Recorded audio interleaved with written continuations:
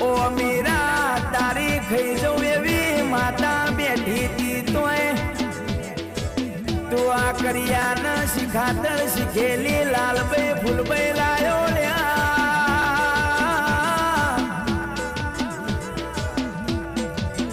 મીરા તારું જાદુ ન કર્યા પતતોથી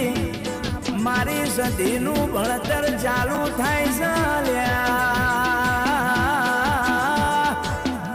તંદાડ મીરો બોલવા મોડ્યો